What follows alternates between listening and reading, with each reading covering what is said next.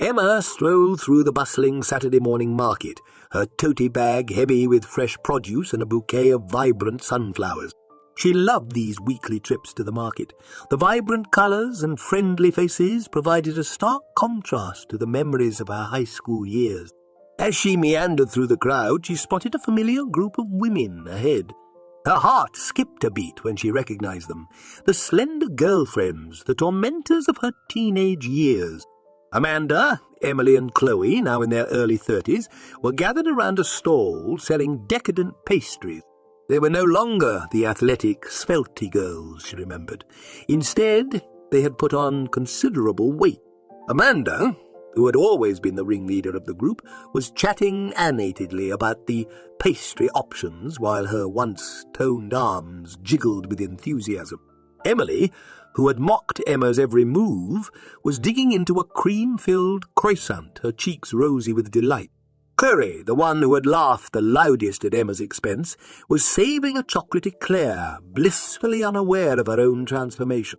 Emma paused, her sunflowers clutched tightly in her hand as she watched the trio. Her initial instinct was to walk away, to let bygones be bygones. After all, she had worked hard to overcome her health issues and reach a point of self-acceptance. But something inside her stirred, a subtle urge to assert herself without uttering a single word. Her mind drifted back to her childhood when she had entered first grade. She had been an exuberant and curious child, excited to embark on her educational journey. Her backpack had been almost as big as she was, and her smile had radiated infectious joy. However, as the years passed, Emma began to gain weight. It started with a few extra pounds here and there, but soon it became a noticeable difference. Her parents were concerned about her health, and her pediatrician recommended a more active lifestyle and dietary changes. As she struggled with her weight, Emma became the target of cruel taunts and laughter from the girls who would later become the slender girlfriends. Amanda, with her piercing blue eyes, would often lead the charge, making snide remarks about Emma's appearance and weight. Emily, the athletic one, would mimic Emma's every move during gym class, making a spectacle of her in front of their classmates. Chloe, who always seemed to have a sarcastic comment ready, would laugh uproariously at Amanda and Emily's antics, making sure Emma knew she was the subject of their ridicule. Emma had endured those tormenting years with silent strength, finding solace in her love for books and her genuine friendships with a few kind-hearted classmates.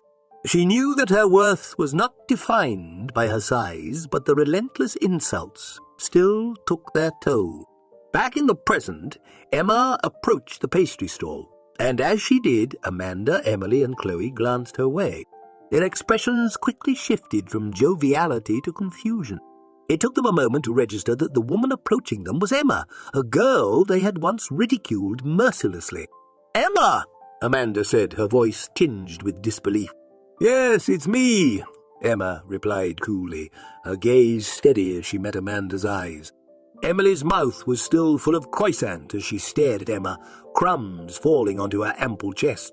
Chloe's eyes widened, her mouth forming an "oh" of surprise as she gulped down the last bite of her eclair. "It's been a long time," Emma continued, her tone even. "You all look different." Amanda exchanged furtive glances with her friends, her cheeks reddening. "Well, you two," she stammered, attempting to regain her composure. "You've changed a lot since high school." "Indeed," Emma replied with a subtle smirk. "Life has its way of changing people, doesn't it?" The slender girlfriends exchanged awkward nods, their earlier camaraderie deflating like a popped balloon. "Anyway," Emma said, her tone brightening, "I don't want to hold you up from enjoying those pastries. Have a lovely day." With that, she turned and continued her leisurely stroll through the market, leaving Amanda, Emily, and Chloe in her wake. The slender girlfriends watched her retreating figure, a mixture of discomfort and astonishment in their eyes. As Emma placed her phone down, she couldn't help but feel a sense of quiet satisfaction. She had encountered her former tormentors, and without uttering a single cruel word, she had managed to convey a message more powerful than any insult. Sometimes the sweetest revenge is to let nature take its course. Over the next few weeks, Emma's encounter with the slender girlfriends continued to haunt her thoughts. She couldn't shake the feeling of anger and bitterness that had resurfaced from her high school years. The memories of their cruelty came rushing back, igniting a desire for vengeance that she had never felt before. One sunny afternoon, as Emma was sipping tea at her favourite cafe, she received a message on her phone. It was a Facebook friend request from Amanda, accompanied by a brief message. "Can we talk?" Emma hesitated for a moment, her fingers hovering over the accept button. She wasn't sure what Amanda wanted, but curiosity got the better of her, and she accepted the request. Within minutes, a video call request came through. She accepted, and Amanda's face appeared on the screen, looking nervous and vulnerable. "Emma," Amanda began, "I wanted to talk to you. I can't stop thinking about our encounter at the market, and I realized how wrong we were back in high school." Emma listened attentively, but the anger still simmered beneath the surface. "We were so focused on appearances," Amanda continued, "and we thought it gave us the right to belittle others. But life has a way of humbling you, doesn't it? I've struggled with my weight for years, and now I understand how hurtful our behaviour was." Emily and Chloe, seated next to Amanda, nodded in agreement, their expressions contrite. It seemed that life had dealt them a dose of humility as well. Emma felt a mixture of emotions, but the burning desire for revenge still gnawed at her. She decided to play along with their contrition. "Thank you for reaching out, Amanda," Emma said, her voice dripping with Falk's warmth. "I appreciate your honesty, and I'm glad you've realized the importance of empathy and kindness. High school was a long time ago, and we've all grown since then." As the conversation continued, the three women shared struggles and journeys towards self-acceptance.